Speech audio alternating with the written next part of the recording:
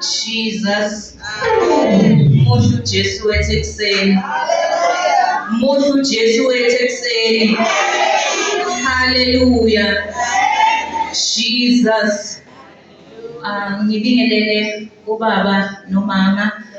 Ngibingelele ubaba uMlotshwa nomama. Ngibingelele abadala, abasha, abantwana abancane. Ngiyanithanda ngegama likaJesu Kristu. Amen. Igama lami nongangazi. Sisibome. Ngiyamthanda uJesu. Wangilanda. Sekufike la sekuthiwa khona hayi sekuphelile. Wangilanda ngalandeka. Wangikhetha ngakhetheka. So nawe namhlanje sengamkhetha ukhetheke. Siyabonga.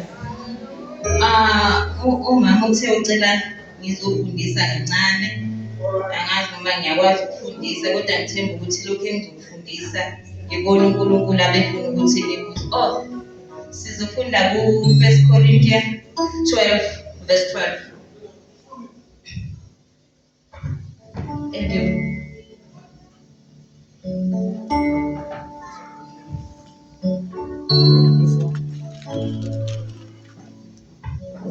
Masisitholile sithi amen. 1 Corinthians 12 verse 12.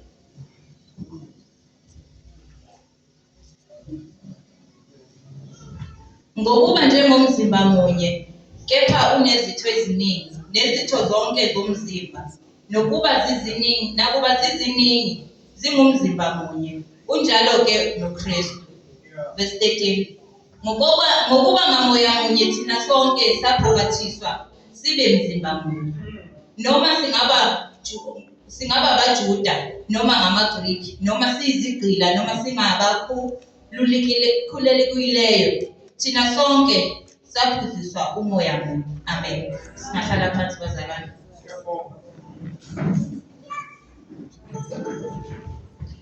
So ngithema ngabe ngifunda iBhayibheli lami ngahlangana naleli vesi.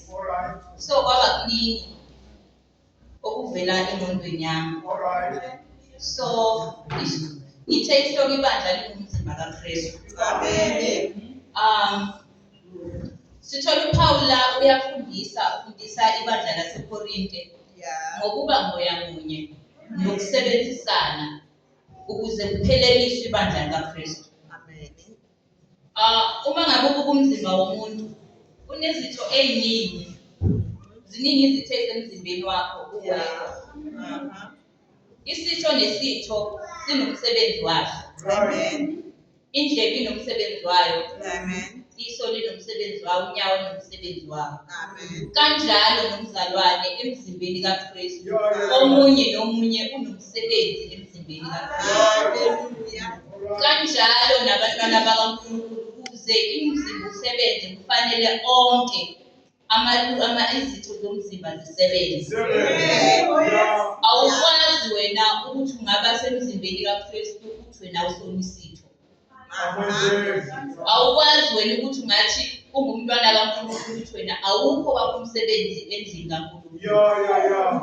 So if umzalwane kuzomela kuyihluphe uyikhathaze ukuthi wena uyisona siphi isitho emzimbeni kaKristu. Nje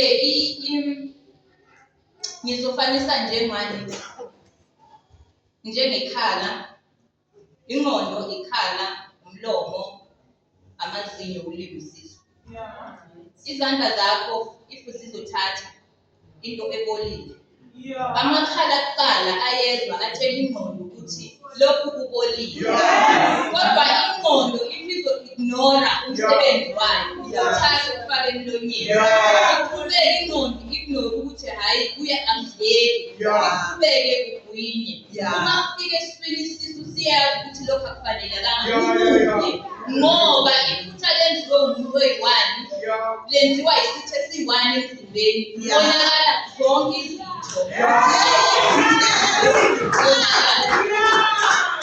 So if usemzimbeni kaKristu zifuna ukuba isitho esenza umsebenzi ngendlela uNkulunkulu akubizeleyo.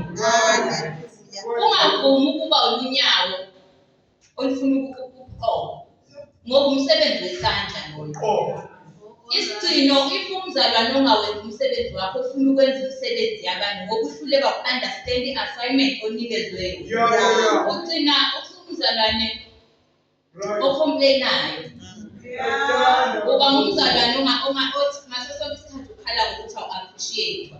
Inkinga ayikho kubantu ofuna baku-appreciate. Inkinga ikuwe wena ohluleka uku-understand i-assignment njengesitho.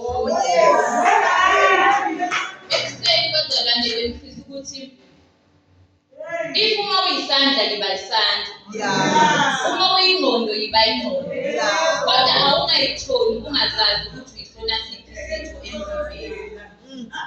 Makungenzeki ukuthi wena uthi ususazi-ke ukuthi wena uyisiphi isitho bese ufuna wena ukuba izitho eziwu-4 emzimbeni. Uzophazamisa ukuthula kwabazalwane, uzophazamisa inhloso nenjongo kaNkulunkulu ngebandla. Ukuze izitho zikwazi ukuthi zisebenze zonke, umzimba uphile, ziyasebenzisana. Umlomo ngeke uyithathele ukudla kudingeka isandla. Amadolo ngeke azayihambele ukuphunyela iy'nyawo. Yiba yilomzalwane o-understand-ayo ukuthi kuze ngikwazi ukuba isitho esisebenzayo emzimbeni kaKristu kuzomele ngisebenzisane nezinye. Ukuze ukwazi ukusebenzisana nezinye kuzomele ube moya munye nazo zonke izitho esemzimbeni. So ekuseni bazalwane benithi ake sikhulekele ukuthi uNkulunkulu akwazise ukuthi wena uyisiphi isitho emzimbeni. Sikhonza uNkulunkulu ozwayo, wandika sinike indlebe nazo. Sikhonza uNkulunkulu ozwayo futhi uNkulunkulu uyamthanda umuntu olangazelelayo. Langazelela ukuzazi ukuthi wena ngoba ngisebandleni yini eyami umsebenzi. Langazelela ukuthi wena usebenzisane nabanye abantu. Musukuvuma ukuba wena isivakashi enkonzweni for 7 years. Awuhambe njalo uhlezi ukuze ukuthi konje ubani loya kodwa ngo-7 years. Umfundisi uMlotshela ukuphuma nibingelelane phandle kuyisitho nakho lokho emzimbeni kaKristu. Kuzokwenzeka ukuthi kunomuntu olunyawo oluphuzukile, wena unezandla zokumbhandisha, kodwa ukwazanga ukufinyelela ukuthi umbhandishe. So bazalwane, each and everyone uyisitho esinomsebenzi, isitho sizosebenzisana nesinye ukuze umzimba uphile. Amen.